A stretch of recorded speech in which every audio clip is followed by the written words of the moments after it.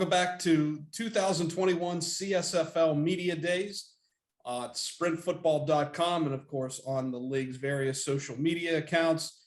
We are joined by Penn head coach Jerry McConnell. Coach, first question, not tough at all, but how excited are you to be back at it after 2 years? 2019 was the last time we saw Penn on the field. I know it's exciting every year to begin a new season, but it's especially got to be that much more heightened this year because not being able to play last year. Well, it's like a kid on Christmas, right? That we finally got to do this. For us, Wags retired in 19, the pandemic hit, and all the challenges that went along with that, keeping our group together through the transition and finally getting everybody back together and practicing again, truly special. The staff and myself, we were just itching to go. You just wanted to go and get back on the field with the kids. And it's been a great experience so far. Yeah, just talk about that challenge. It's one thing when you're in season and you have the attention of your players, you're able to constantly see them face to face and remind them of what not only they need to do on the football field, but what they need to do in the classroom, making sure they're staying up, on top of their studies. How did you do that in this past year when you couldn't have that face-to-face interaction on a daily basis? What did you and your staff do just to help make sure everybody was, making the grade? We approached it that, Monday night was offensive Zoom calls. Wednesday night was defensive Zoom calls. Tuesday night was trivia night where the team competed against each other in trivia. Then on Thursdays, we had guest speakers each week. We had some great guest speakers. We had Damon West, who wrote The Coffee Bean. We had Dr. Elko, who's a motivational guy. We had someone from SEAL Team 6. We had former Penn alumni. So each week we had somebody for the team to listen to. And then on Fridays, I called all the kids personally to check in. So our weeks were busy, as you can imagine, but it kept us all together through the process. Playing trivia on Tuesday night, the kids look forward to that. It turned into a really fun night when somebody would make the wrong answer and, the other kids would jump all over them. So we tried to do something basically almost every night with the kids or every day with the kids that we were in touch with them and keep them focused on our goals. Looking at the gridiron, talk to us a little bit about what we can expect offensively from Penn this year. Who are some returnees or maybe some newcomers that we're going to hear a lot about this year? We have 3 returners, right? We're going to have 8 new guys on the field, or 4 returners and 7 new guys on the field. But, Ben Klaus is coming back. We're expecting big things out of him. Laquan will be our tailback, and he's looked good in preseason for us. Brendan McCafferty will be another one of the wideouts. And, Max played guard for us, and we moved him to tackle. There are returners. So in reality, we're going to have 5 new linemen on offense.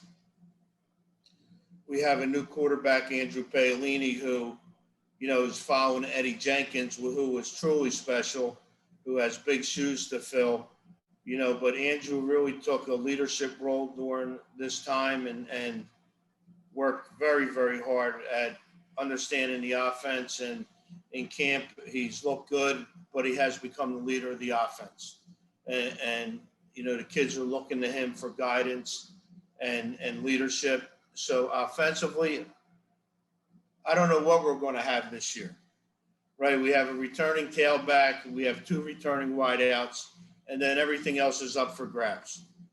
So we're taking it a day at a time. The message to the kids is we want to be better today than we were yesterday and making progress. So offensively, we're going to be the same whether we execute as well as we have in the past will be the question. That's probably one of the scariest, and maybe the scariest thing a coach can hear or say, 5 new starters on the offensive line, because it's such an important unit that it starts and ends with them. How do you think our O-line coach feels? I think he has some sleepless nights, wondering how this unit's going to gel together, and, how to mix and match it so they're one unit and having the bodies in the right place. It's a big challenge. It's a big challenge for us. Looking at the other side of the ball defensively, how does that side stack up? Do you have more returnees back this year, newcomers? Who are some names that we can expect to see as well? I think on defense, we have 2 people who started for us in 19.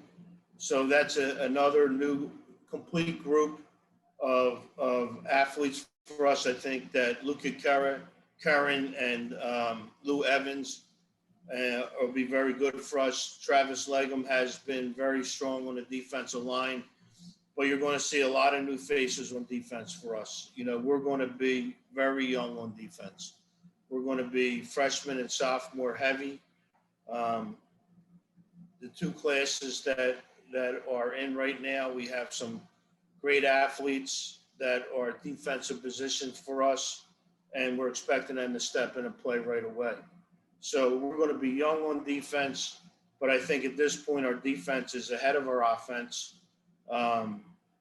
And the level of the kids that are playing defense for us, we got some good players. Whether they can translate that and make it happen on game day is yet to be seen.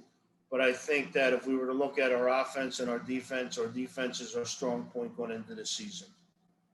I know you always want to be out on the field playing and competing, but in a way, with so many new starters and losing so much experience as you did from 2019, was not playing last season, is there a silver lining in that it did give you the time to, go over the playbook or work with guys without that pressure of then having to turn it on in a game?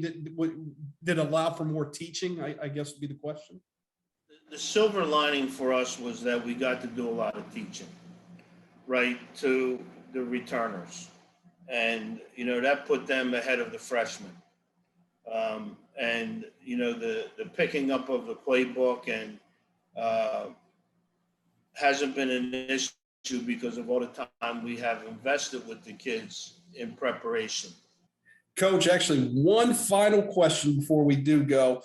Talk to us about the special teams going into this year. Is that another unit like offense and defense that you've got to replace a lot of starters, or is there some talent returning? Just talk about that phase of the game. It's another adventure for us, right? We're putting our units together. There's a lot of young kids on it, who are going to have the opportunity to get on the field and play. So they're excited about that. But similar to our offense and defense, we're just working at it each day and trying to get the best group of kids in the position that they'll have an opportunity to play, and our units will be cohesive and get things done for us. So similar to our offense and defense, a lot of young new bodies that are going to be out there for us. And, they're very excited about the opportunity to be on the field.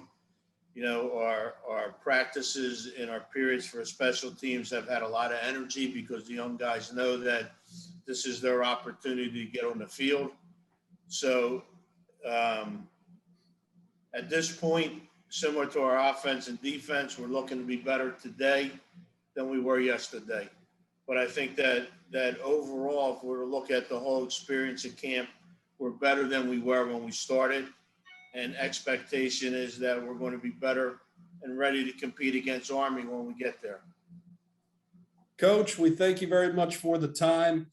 Best of luck as you wrap up preseason practice. Best of luck as we get into the season next week. That's